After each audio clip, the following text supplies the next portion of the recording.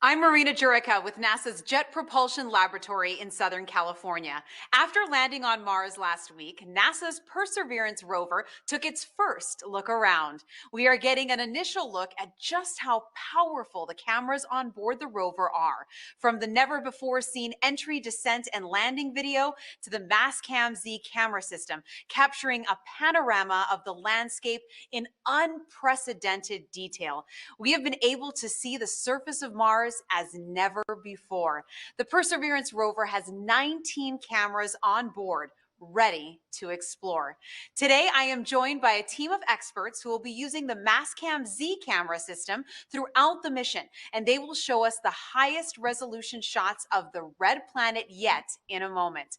If you are joining along in the conversation and would like to ask one of the scientists or engineers a question, you can pop it into the social feed you are using with the hashtag Countdown to Mars. Joining me today is Jim Bell, the principal investigator for the Mastcam Z instrument, Elsa Jensen of Malin Space Science Systems, who leads operations for sending commands to the Mastcam Z instrument, Kjartan Kink of the Niels Bohr Institute of the University of Copenhagen, who led the design and construction of Mastcam Z's calibration targets, which are used to tune the instrument's settings.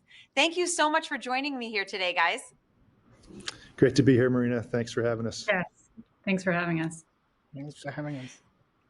Now, Jim, we spoke before landing on your anticipation for the camera shots you would be getting. Is it living up to what you dreamed it would be? Oh my gosh. Oh, I mean, remember when we talked about it and we were trying to make predictions and I made a crazy prediction. This is going to be a feast for the eyes, right? All these incredible cameras.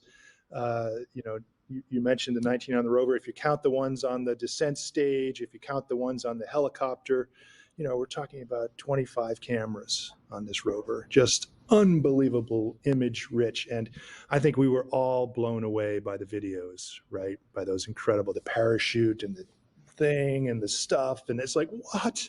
It's just really hard to believe that all of that worked, even though many of us kind of knew intellectually what to expect.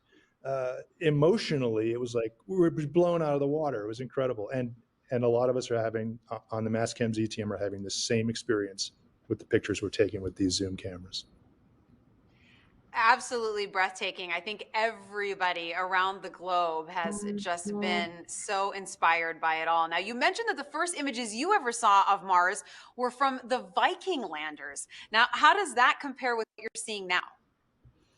Yeah, so the first successful landing on Mars back in 1976, and the two Viking landers, 1 and 2, set down on the surface, and very different camera systems than we use today. But for the time, they were designed and built in the early 1970s. They were just incredibly cutting edge, incredibly state of the art, but also very very simple compared to today's cameras. The Viking cameras had basically single detectors, and they were scanned up and down and then moving along the side, kind of like a fax machine almost. And so I remember being a kid watching on the nightly news the first pictures coming down from Mars, and they were coming down in these little strips like,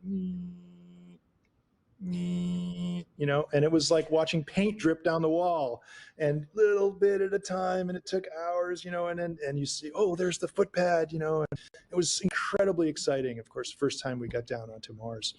Nowadays, we're used to digital cameras in our cell phones or DSLRs. We're used to big arrays of pixels, megapixel arrays. And so, Mastcam Z is a 2 megapixel camera, which is pretty good for space. There are higher megapixel cameras on this rover, but for us, it does the job. And its resolution varies because, of course, we go wide angle all the way to telephoto in stereo with those two eyes here you're seeing in this next graphic, the two eyes of Mastcam Z up on the mast. And that mast can let us move around 360 degrees up and down. And that's how we build panoramas. And you'll hear more about that from Elsa. At the widest setting, we get about 2.5 times better resolution than those Viking cameras. And at the telephoto setting, we get about 10 times better resolution than those Viking cameras. So those are great start to the legacy of imaging on Mars that we're picking up with this mission. And what an amazing opportunity, Jim, for you to be able to watch that growth. This is your 5th Mars landing, and to be able to watch just exponentially how these cameras have gotten better and better. So what kind of advice do you have for the future scientists and engineers watching today on what they will bring perhaps to the table coming up? Yeah, we've got a lot of young people and early career people here at ASU working with us, faculty, staff, students. I'm in the Mission Operations Center for Mastcam-Z here at ASU on the Tempe campus, and so we do a lot of the processing here. And I think what's happening is, these students we work with and others, they're seeing the future of deep space imaging, these video cameras with these higher and higher megapixel capabilities, with more infrastructure out in the solar system to get the data back. We can talk about bandwidth and how, we can take megapixels and movies and all kinds of stuff, but we don't have high-speed internet to Mars, right? We have basically the equivalent of old-style dial-up. So that's advancing that frontier. We're seeing incredible improvements in our mission compared to previous ones in how we can get all those pixels into the tiny straw of bandwidth getting back to the Earth. So I think that's just going to continue to improve, and we'll continue to send amazing missions out there, and the instruments are going to get more and more sophisticated, basically following the consumer electronics and all the great, amazing things that are happening in digital imaging in our everyday lives. So much to look forward to as we look into the future. And speaking of that, you said it's been a feast for the eyes. I don't think we could ever get enough of that. So moving over to Elsa, how do we actually take these pictures on Mars? It's amazing, actually. We started 2 years ago. And if I could have the mosaic image number 3, please. It actually, from start to finish, to take a picture like this in the box is about 2 years. It's taken a core team of 6 people, starting 2 years ago, to plan, test, and execute over 5,000 command parameters that go into this image. And we took it only 3 years after landing, which in Mars mission time, is just a blink of an eye. You land and we already have to execute it. So we had to start a long time ago. It's funny because when you take a panorama like this on Mars, you're thinking, oh, it's very technical, and it is, but it's in some ways the same as when you have your smartphone, because what you need to do is you have to look in the right direction and you have to get the focus right. And that's really what we focus on when we're taking these images. We're millions of miles away, though. Our selfie stick, if you will, is 150 million miles long. So when we take the pictures, we can't just go out and do it. And when we press the shutter button, hey, take a picture, it takes a day for the signal to get to Mars. And it takes another day before we get the images back. So we have that challenge of time and space, if you will. So how do we do that then? We use our experience. We've been doing this for a long time. We've actually been imaging for 8 years with Curiosity, with the Mastcam, and that has led to a ton of experience. We use our intuition, and then we have computer tools. And as we put all these things together, we make a draft, we test it, we get results. Some of them work, some of them don't, and then we test again. So I wanted to introduce one of the most important tools that we've used in creating mosaics, which is the command visualization tool called Viewpoint. And it was developed by one of our team members, John Proton. And it provides us with a way to visualize as if we were on Mars, looking at the Mars images behind it and the computer model of the rover. And then we can lay down footprints.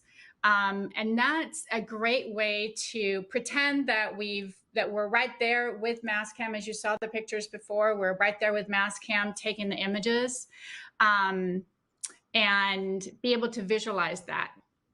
So if I could have the next picture, please. Thank you.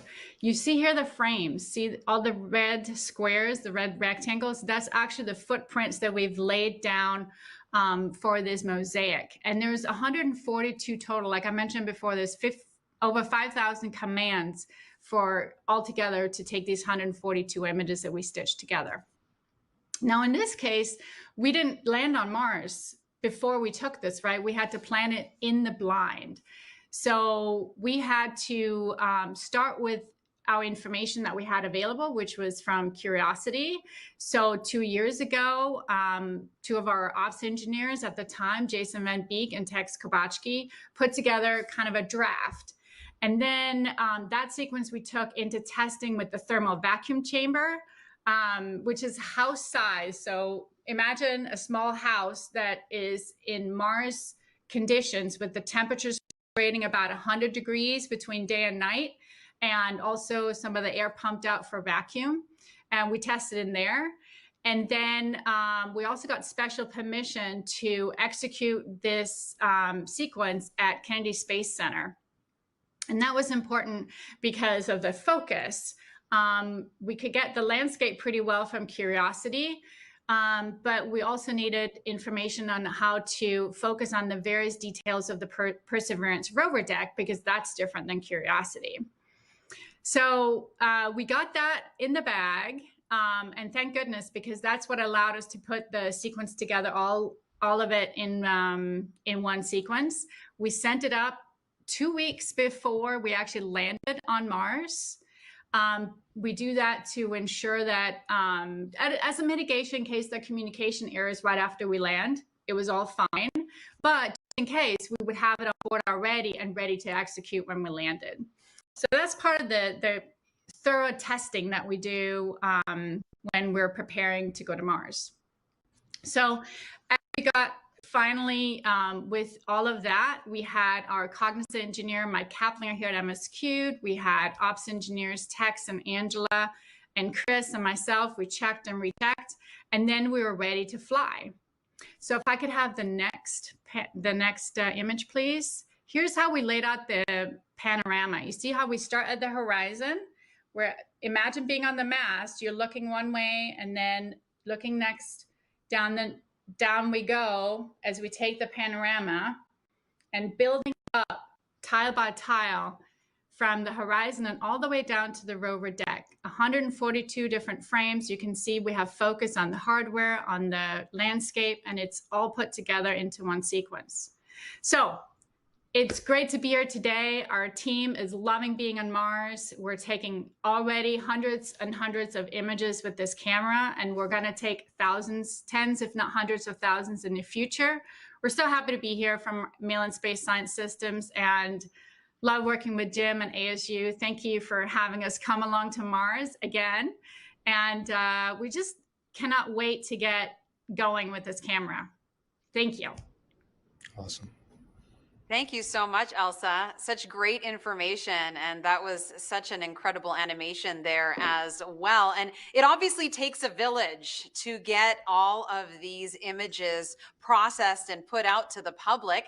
And Kjartan, what's a calibration target and why do you actually need one? So all scientific instruments basically need some sort of calibration. You need to make sure by imaging or measuring some standard, something that you know really well, you need to make sure exactly how the readings of your instrument translate to things in the real world. And we went through a lot of pre-flight calibration, a lot of activities to image lamps and dot patterns and other things with the cameras to make sure that we understood these instruments really well. And a lot of the instruments also have calibration targets on board the rover that they can visit, and we have a calibration target that we can image to check that things are still operating as they should. But our calibration target actually kind of has a purpose that goes a little bit beyond that. And the reason is the Mastcam C is a color camera, of course. It acquires color images in red, green, and blue, but it also has a whole set of special optical filters, or what we call narrowband filters, that are basically filters that image at sort of tightly around a single frequency, a wavelength of light. And we have 11 different of them, from a little bit into the ultraviolet, a little bit out into the infrared. And with all of these different 11 narrow and 3 red, green, and blue, with all these 14 color bands, we can make some color images that allow us to go a little bit beyond human vision and tease out differences in the terrain, tell one rock from another, or tell that 2 rocks are similar, or tell layering in a cliff face, or what have you, and also in things that might not be visible to the human eye, to standard red, green, and blue. But when you look at a rock on Mars or a rock on Earth or anything, you're seeing a color that's a combination of the color of the light and the color of the thing, the rock. So you shine red light on something, it looks red, and you shine blue light on it, it looks blue. And on Mars, the illumination will change like it does on Earth. The sun may be high in the sky, maybe low in the sky. The atmosphere may be dusty, it may be not so dusty. So it will change over time, and it can change on fairly short time scales, and it's kind of hard to model. So for that, we use the calibration target. And can I get slide number 7 with the calibration target? So that's just a little aluminum plate with some patches, ceramic patches in 4 colors and 4 grayscales and 4 rings in the same grayscales. And these are colors and grayscales that we characterized super well before we flew to Mars. So we know exactly how they reflect light. And so imaging this with the camera allows the camera actually to measure the illumination, measure the light that comes in. And then we take a picture of Mars, and then we can use that information to basically divide out that illumination. And we can then convert the image of Mars to what we call a reflectance calibrated image. And that's an image that shows the inherent color of the rocks and the soil, how they reflect light rather than the illumination. And that way you can compare them to images you took 10 days back when the atmosphere was dustier, or image you have of a rock in your laboratory, or whatever. And that helps the science team use the camera to pick out interesting targets and so on. If you give me the next slide, it's a close-up of this calibration target. And we're going to be imaging it a lot. And so we added some decorations and a little model to it. And it's just been an amazing journey. Seeing it for the first time on the surface of Mars was amazing. I'm sitting here, and it's 10 p.m. in central Copenhagen in the Niels Bohr Institute. I'm actually sitting in Niels Bohr's old office. He was one of the fathers of modern physics, and they let me sit in his office. They've left it preserved since he passed away in 1962.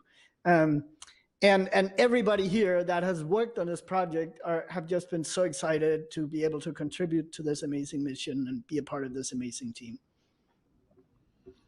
Kjartan, that's amazing information here. And I actually have a social media question that's coming in that really pertains to what you were just talking about.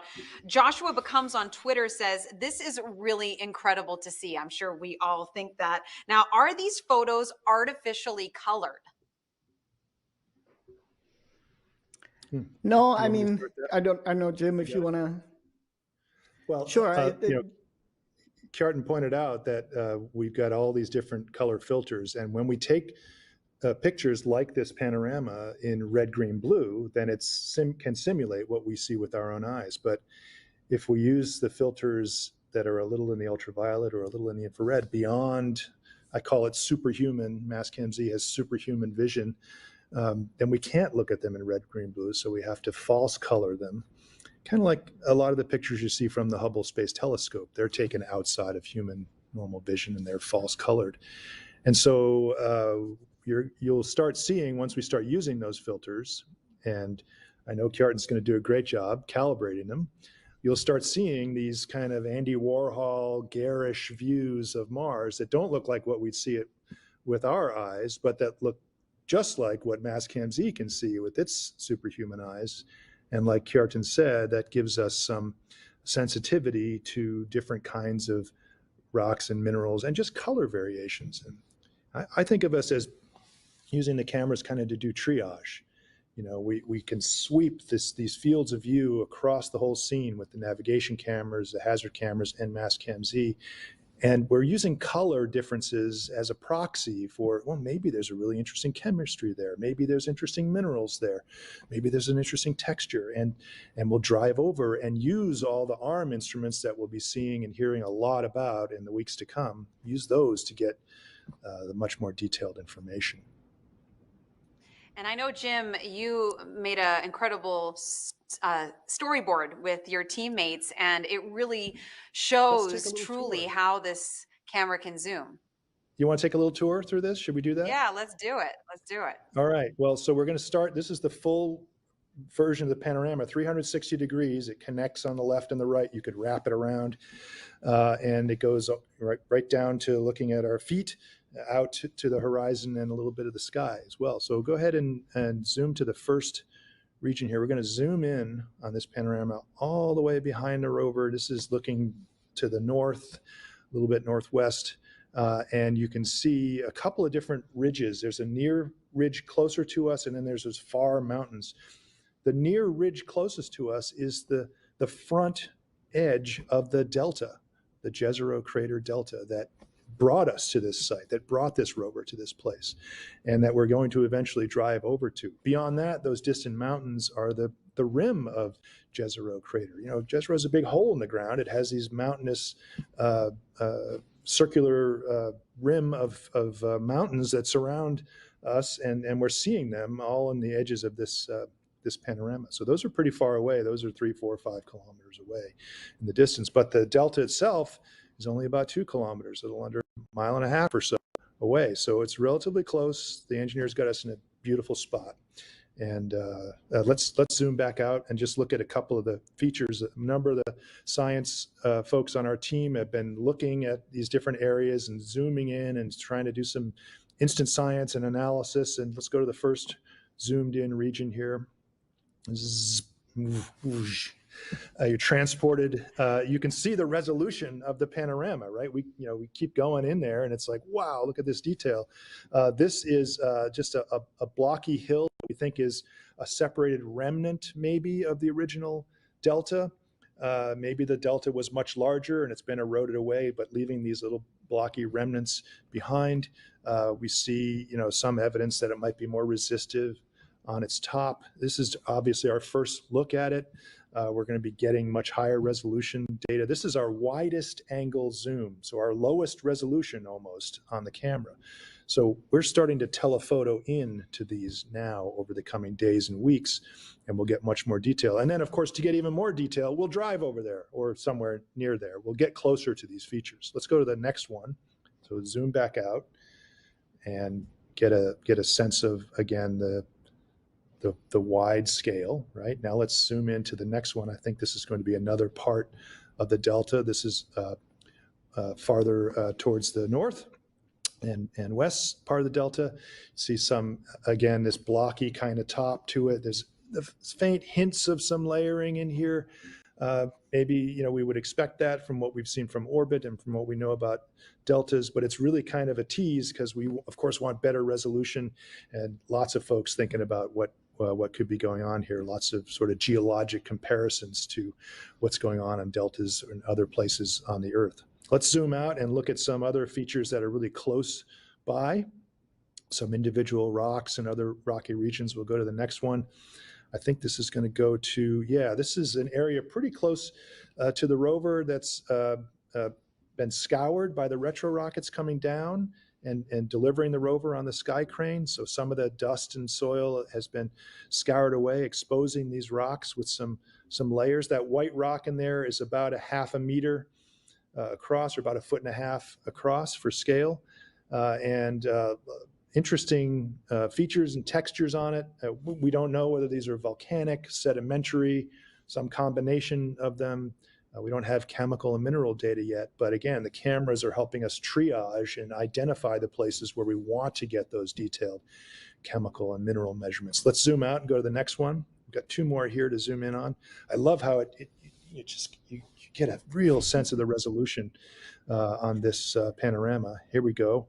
We're going to another interesting, weird little rock. This one is also about half a meter across, about 1.5 feet across, and it is informally been called the harbor seal, and it is a highly eroded, probably wind-carved rock. And we've seen rocks like this at other Mars landing sites. These rocks have been exposed to the winds of Mars for billions of years, and you'd think that the sand grains, gently moving across the surface wouldn't do much erosion. But if you let them do that work for 2-3 billion years, you can create these just fantastic forms in the rocks. These are called ventifacts on the Earth, and we do see these kind of wind-carved features. We think they're wind-carved features, at least. We need to get over and take a closer look or get the high resolution on it to know better. And even one more, we'll zoom out and zoom back into one more. And these, I think, are this area, which is going to be to the right here, is even more enigmatic and some of the most interesting stuff we're looking at. These are light-toned, pitted rocks that, again, part of the dust and soil that was covering them has been blown away by the retro rockets. Hopefully you've all seen that movie about the crazy structures and the winds moving when the retro rockets came down, almost like it was alive. Just phenomenal stuff. So this has all been kind of cleared off a little bit. And are these volcanic rocks? Are these carbonate rocks? Are these something else? They have coatings on them. We don't know. We don't have any chemical data or mineral data on them yet. But boy, they're certainly interesting. And part of the story about what's going on here is going to be told when we get more detailed information on these rocks and some of the other materials in this area. So let's zoom back out again. And that just gives you a flavor for what you can do in exploring this panorama on your own. The NASA photojournal site has released the full resolution TIFF file. If you want to download that, it'll take a little while, 650 megabytes or so. But you want to wallpaper your bathroom with Mars, that's the file to use, highest possible resolution. And many of us on the team are just giddy and spending hours just pouring through this and place to place. It's a lot of fun. We've been, Or you can we've pick been the spending seal years. too. We've been spending years looking at this site in satellite images from orbit that are like, 25 centimeter per pixel, which is amazing from orbit, but getting down on the ground and being able to, pretty much maybe soon know what this all is and puzzle out the story is just super exciting. Very exciting. And I'm sure that's a general reaction from your entire team. I mean, we're taking a Zoom tour of the red planet, and that just incredible detail I don't think a lot of us ever thought in our lifetime to expect.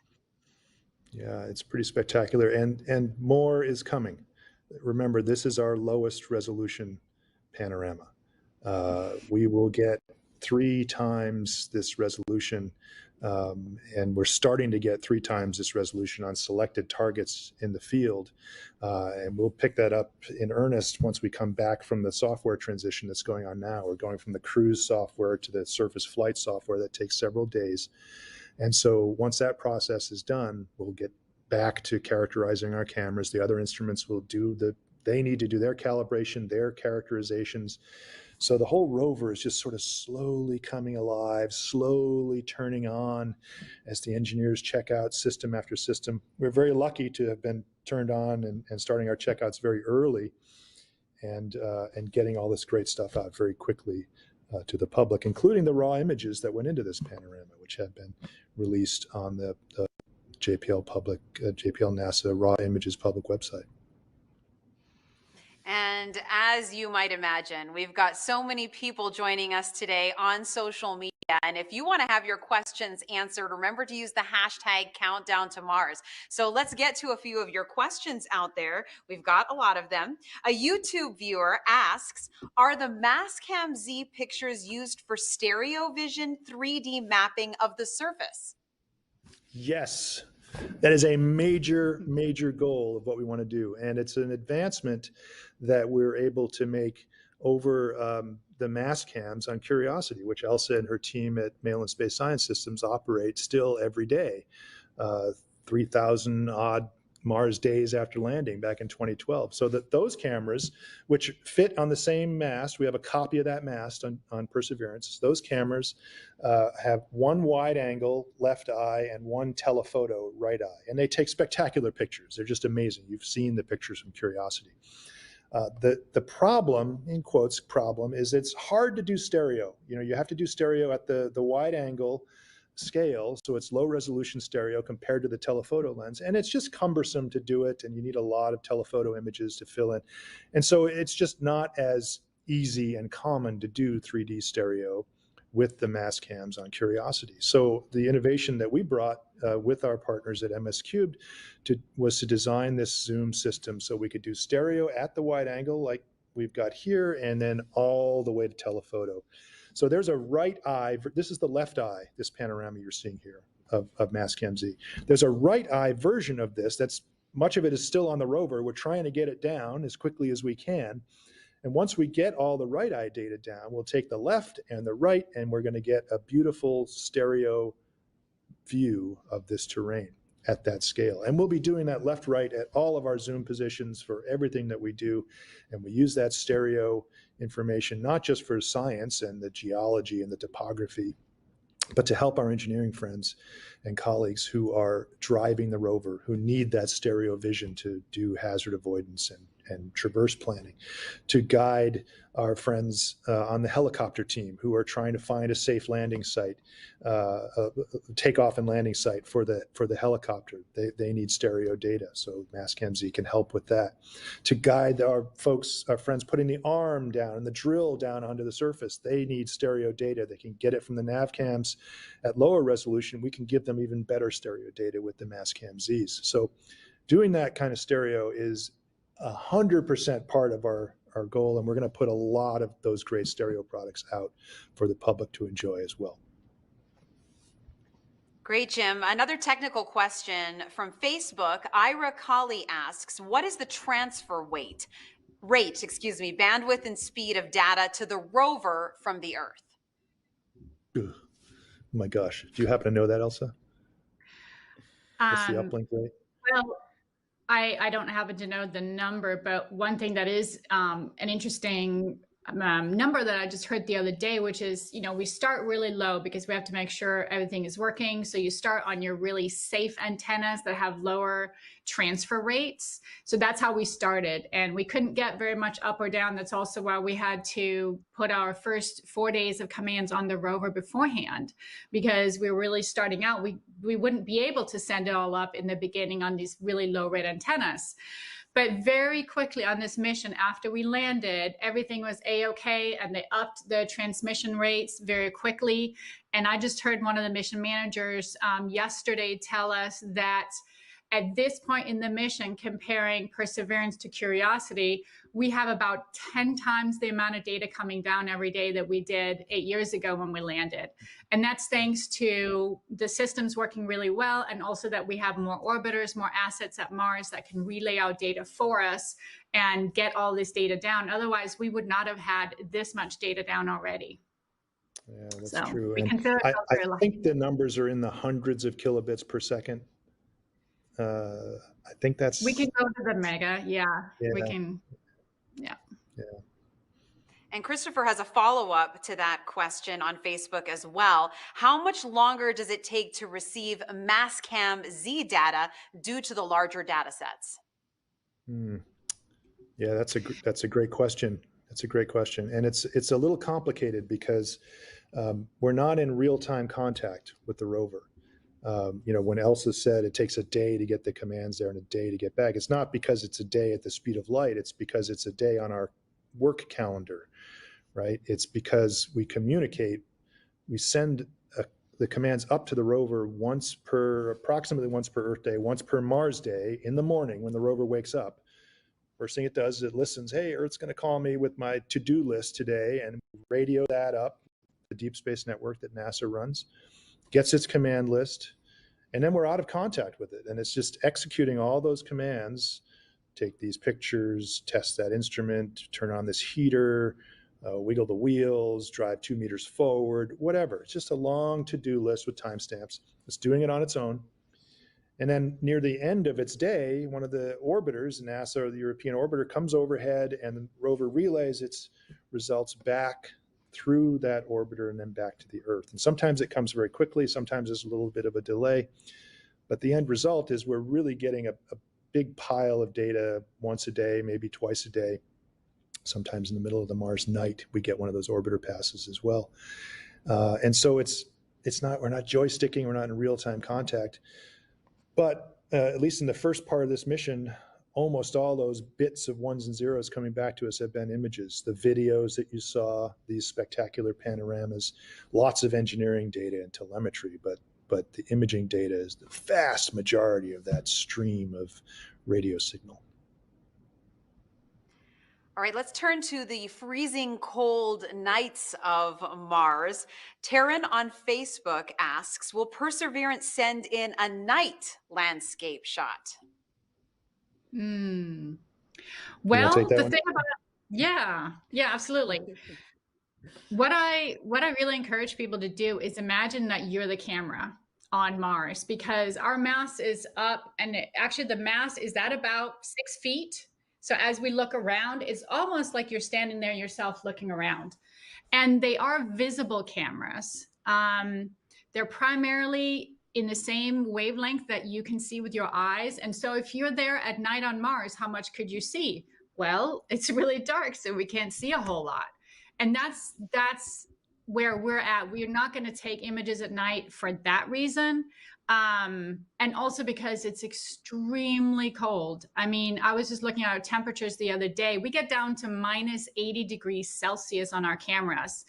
And we do have heaters on board. We use them even in the morning or later in the afternoon when we need to. We use the heaters, but that much energy to heat us up that much in the middle of the night, that would just be prohibitive.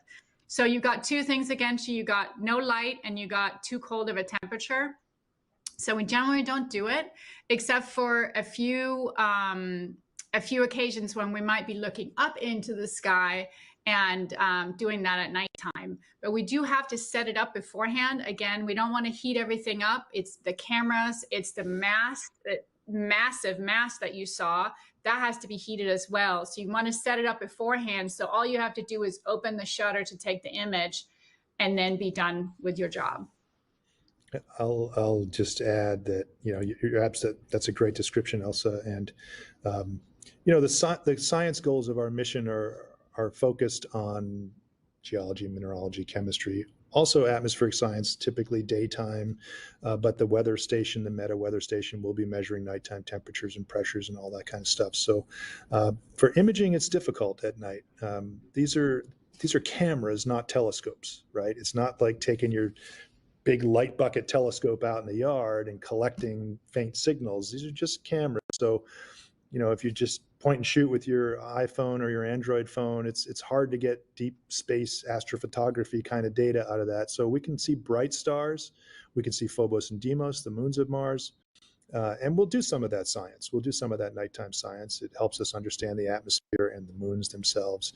And it's sort of great bonus science if we have the power to run the heaters, if we have the power to run the cameras, if there's scientific questions and scientific interest that we can direct at it, we'll do that. And we'll also, I predict, nothing is formally planned, but I predict we will do some relatively fun kind of things, like take some pictures of the Earth.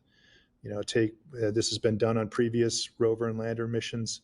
We will take one, these are the ultimate selfies, right? Everybody on the Earth in that one pale blue dot in the sky. And so we'll probably do some sort of fun stuff like that too. And speaking of atmospheric science, Glenn on Facebook asked, does condensation form at night on Mars? Kjartan's the physicist, so he should take that question. Well, it happens. Probably not that much here because we're close to the equator, and there's not that much moisture. There's actually some pretty amazing images from Viking with frost on the ground. So it happens, but it will be frost condensating because the atmosphere is so thin that the water can be a gas or it can be ice, a frost, but it cannot be liquid. And so it will go to frost on the ground, and then it will go straight back up in the atmosphere. But you can get, like, especially if you're not on the equator or close to the equator like we are, you can get like a frosty morning that like you can get here on Earth. And Rachel on Facebook asks, how do you deal with dust on the lenses? Oh, that's a great question. I get that question every single time. That's a wonderful question.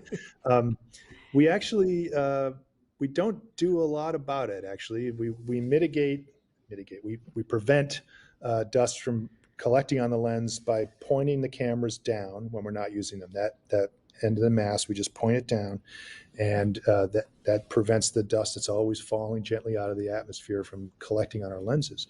But we know that dust is going to collect on our lenses when we're imaging, and especially up at the sky and all that. And we can't point down all the time, and we don't have any little wiper blades or anything like that. No covers to protect them. So we know that the lenses are going to get a little bit dusty over time, and sort of two things. One, if anybody who wears glasses, I wear glasses, I wear contacts, but I also wear glasses. You take your glasses off and just look at them. Elsa, look at your glasses. They're probably kind of filthy dirty, right? They've got dust all over them and specks and hair, but you put them on and you can still see through them, right? And it's not that bad. You get a little bit of dust. And so we can live with that. And if it does get a little thicker, we can correct for that with our calibration that Kjartan and others are working on.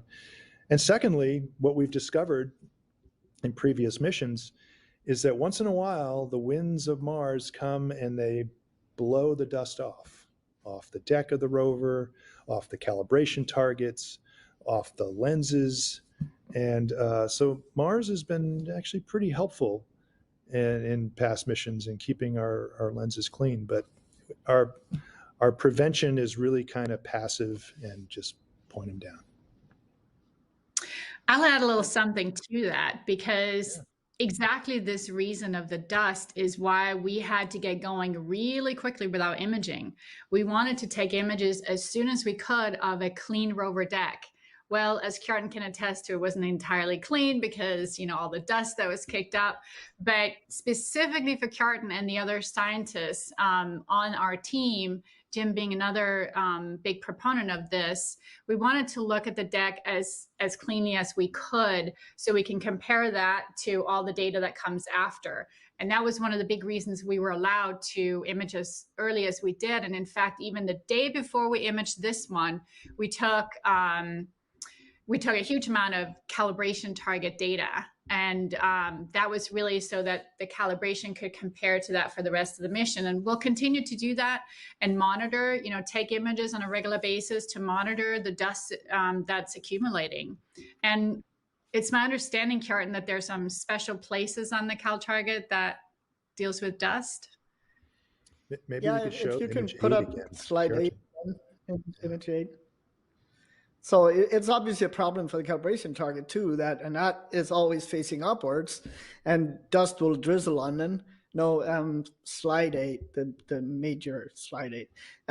So they will gradually get dusty, and sometimes the dust will get blown off a little bit, and they will get dust. That's the one.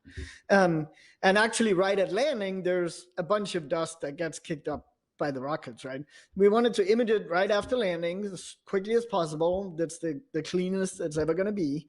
But it has these, you can see how the dust is rings around the patches. And that's because we build in these very strong hollow cylinder magnets that are sitting right underneath those surfaces. And they attract the dust to where the magnet is, but in the middle, the magnet is not. And that area is kept fairly clean of dust.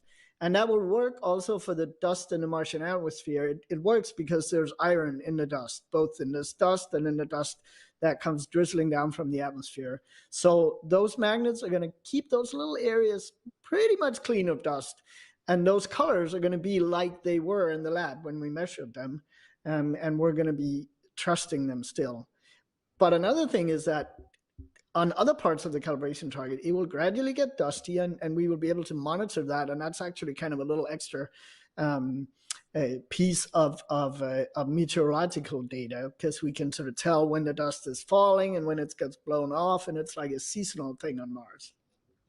I'll mention that Kjartan wrote a great blog piece on our public website, and Marina will give you the address at the end, all about this target and all about the magnets and why the colors were chosen and the little messages and vignettes and all that, and the sort of artistic elements that we were able to put on this with help from the Planetary Society and Mark Hilverda, who's an artist who works with the society, and a small group of us on the team. So I encourage folks to check out Kjartan's article that's on our website.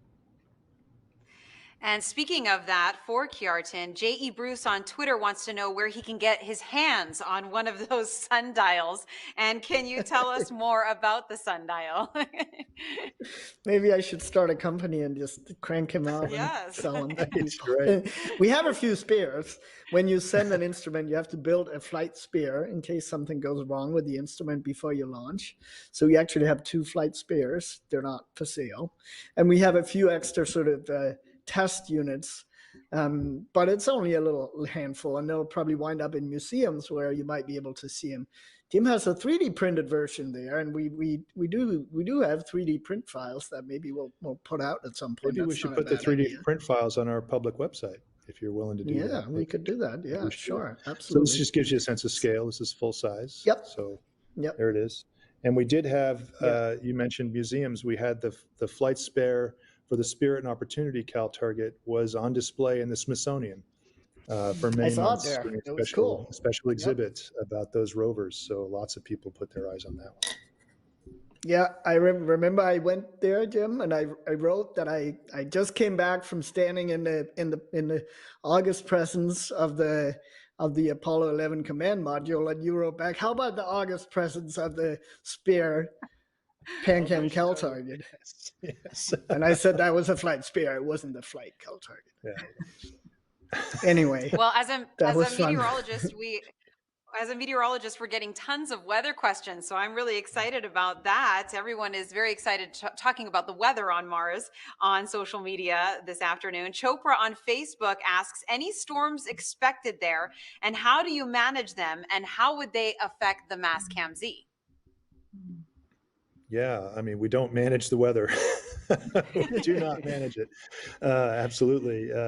But you know, the great thing about the fact that we've had 60 years of exploring Mars with flybys, orbiters, landers, and rovers is that we really know a lot about the weather, and it is very repeatable from year to year. Not precisely. Some years are different. Some years have these big dust storms that cover the whole planet, and we don't really understand why those form in some years, not others. But in general, you know, everywhere on Mars has a dusty season and a less dusty season, and there's always small dust storms all the time, and sometimes it's cloudy and with water ice clouds, and sometimes it's not. But we understand a lot about those patterns from these previous missions. And so, you know, we landed at a time that's not particularly problematic for dust storms, but there will come a time when there will be more of an issue for dust. It's not so much of a concern for Perseverance and Curiosity, nuclear-powered rovers, as opposed to the solar-powered rovers, Spirit, Opportunity, and solar-powered missions like InSight. You know, ultimately it was Mars dust and dust storms that killed both Spirit and Opportunity because of the dust settling on those solar panels and the dust darkening the sky and cutting off their solar power. So we care about the way it changes temperatures. We care about the way it could mess up our lenses. So we do follow it and track it and pay attention to it. But honestly, we mostly care about it scientifically because it's a really interesting part of the weather. And we're trying to learn as much as we can about the weather on Mars so that once future astronauts and settlers go there within the next few decades, they'll have a really good understanding of what to expect and when at different times of year. Elsa.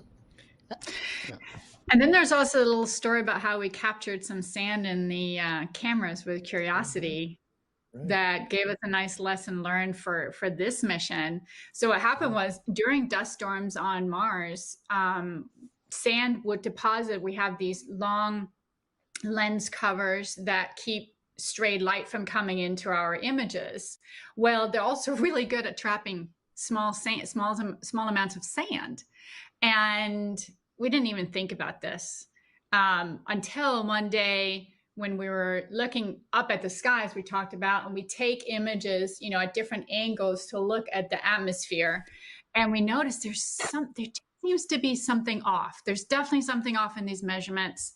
And we looked into it further and we compared, you know, over time, how did this exhibit itself? And Mark Lemon, who's one of our most prominent atmospheric scientists, looked at his data as well. And we realized there's something in front. There is absolutely something in front. So we took some experiments and we determined that, yes, indeed, when you go up and when you go down, it looks different. Just very proof, really, strong indicators, we say in the scientific world, that we had sand inside the lenses. Well, you can't just go up there and sort of shake it out, right? That's not how it works. So we still have a little of it inside the covers on Curiosity. And what we learned from that was, on these cameras, we drilled a little tiny hole in the enclosure so that if we do get sand inside this time, it will trickle out on its own and we won't have this problem. Yep, little drain holes.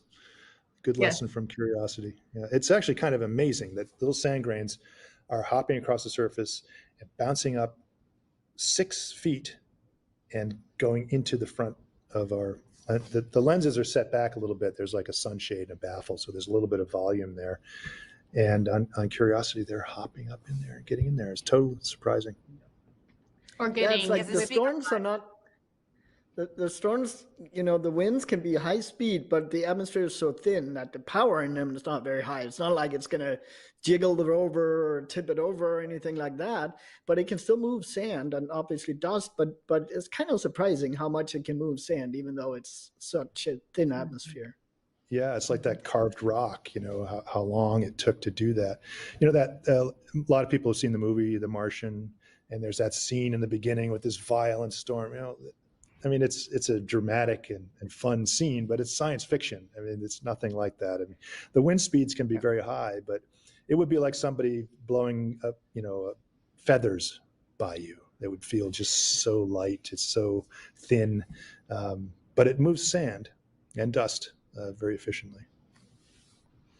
And you're constantly looking towards the future. And so DBL on Twitch asked, what changes have you made to the rover design to better suit the conditions of Mars? Which I think Elsa just answered with adding those holes so that you are able to get that dust off. So we'll move on to Harry on Twitter, who's asking, could you please describe the software you're using to stitch together that panorama? Is it custom software developed in-house or using commercial software like Lightroom or Photoshop? If custom, what operating system is used? Go ahead, Elsa. Great question. Yeah. Do you want to start, Jim, or you want me to take it? You start and I'll finish. Okay, sounds great. So could we have that picture again with the frames on it? It was a second, I think it was number 5. Yes, Yeah, perfect. Yeah.